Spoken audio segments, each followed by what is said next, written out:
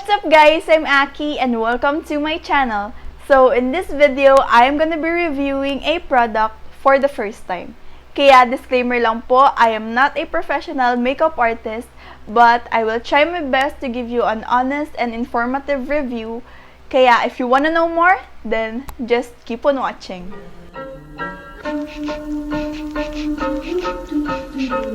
Ladies and gentlemen,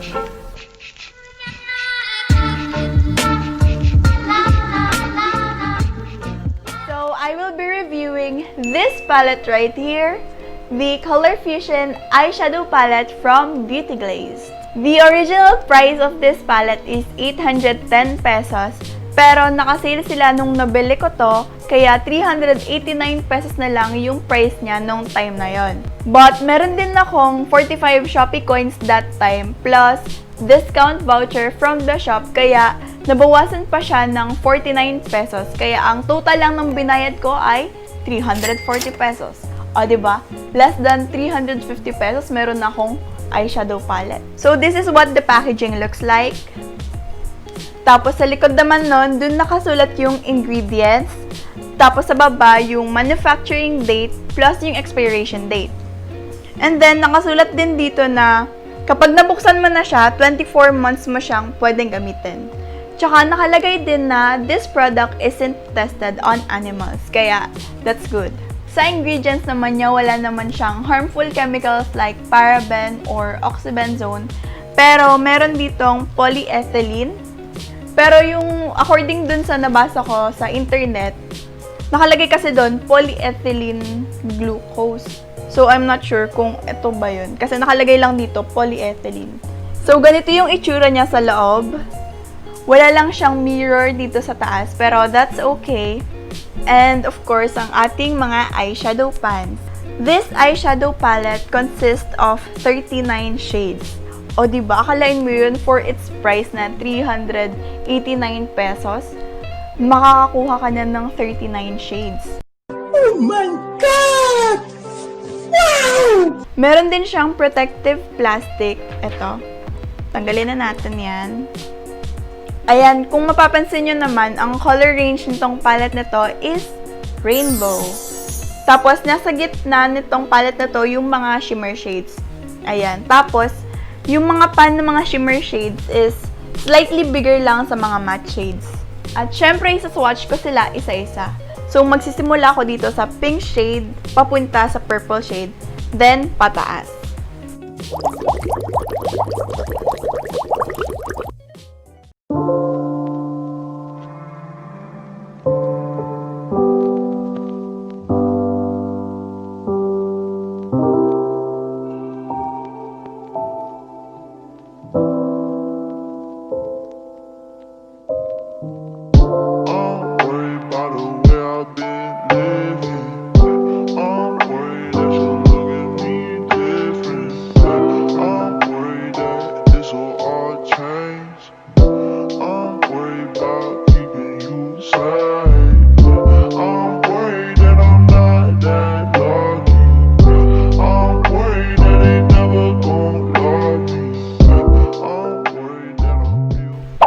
So that's it for the swatches, guys. Now, let's move on to the fun part.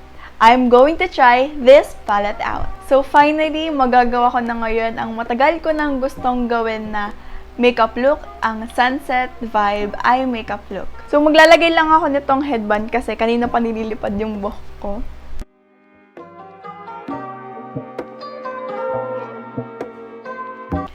By the way guys, bago pala akong mag-start mag-film, naglagay na din ako ng base, tsaka ng kilay, tsaka ng konting blush. Para diretso na tayo sa ating eye makeup. So first, I'm going to prime my eyelids using the LA Girl Pro Conceal.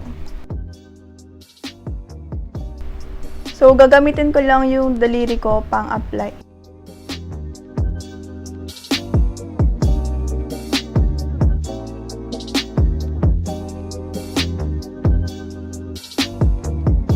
And then, to set the concealer, gagamit lang ako ng loose powder.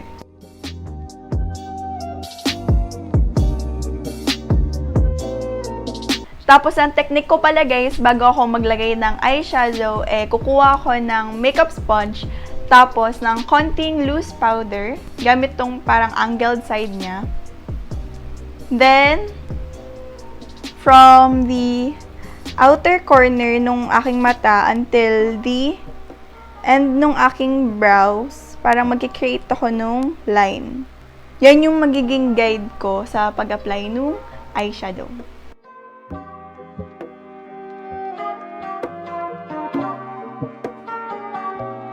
Ang una kong gagamiting shade ay itong yellow shade sa taas.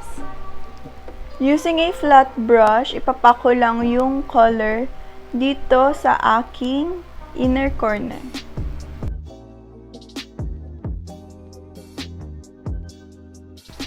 Tignan nyo yung fallout, grabe. Ooh.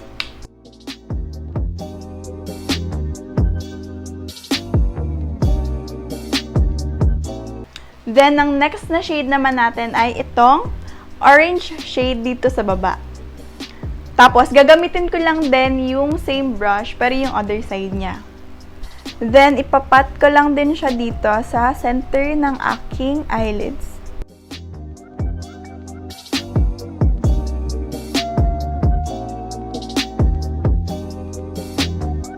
Then, using a clean blending brush, i-blend lang natin yung eyeshadow para walang harsh edges.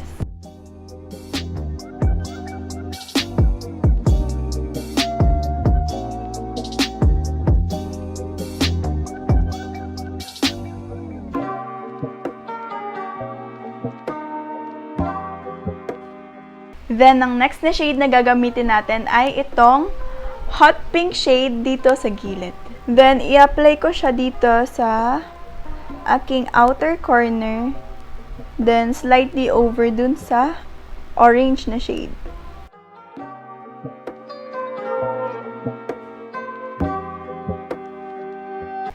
Grabe yung pigment nito, guys. For its price, pwede na yung pigment. O, tingnan nyo.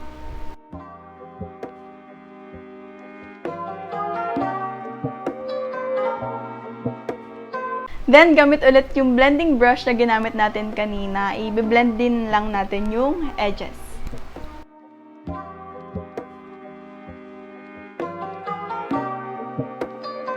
Then, for the last shade, gagamitin naman natin tong purple shade dito sa corner. So, gamit yung angled brush, i-apply ko lang siya dito sa ibabaw nung pink na shade. Then, i-diffuse ko lang siya using a different eyeshadow brush.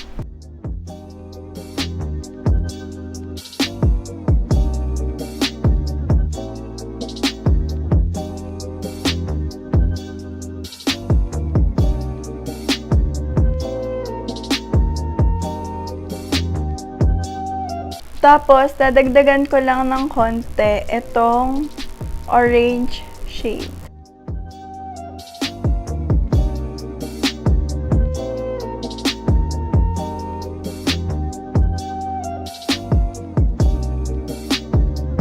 Then, tatanggalin ko lang tong powder na nilagay natin kanina. Then, kung ano lang yung natira dun sa mga brushes na ginamit natin kanina, yun lang din yung ipang-a-apply ko sa aking lower lash line.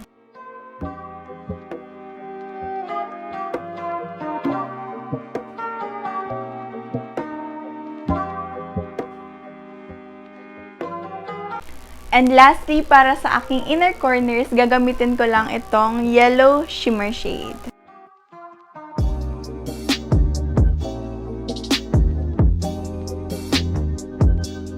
So that's it for my eye makeup look, guys, and I'm going to finish the rest of my makeup off camera and I'll be right. So this is my final makeup look, guys, and for the palette naman, I could definitely say na for its price, sobrang pigmented niya, though yung ibang shades medyo may konting fallout lang, pero okay lang yun.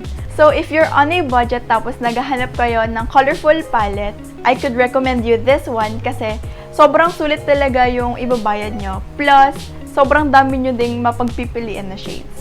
So that's it for this video, guys. I hope that you liked it. And if you do, please don't forget to give it a thumbs up. Plus, mag-subscribe na din kayo sa channel ko kung hindi pa kayo nakakapag-subscribe.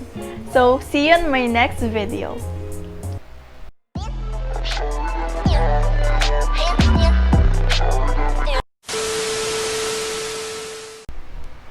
Ayun na, umuulan na naman. Huwag kasi umuulan. Mag-ASMR muna tayo.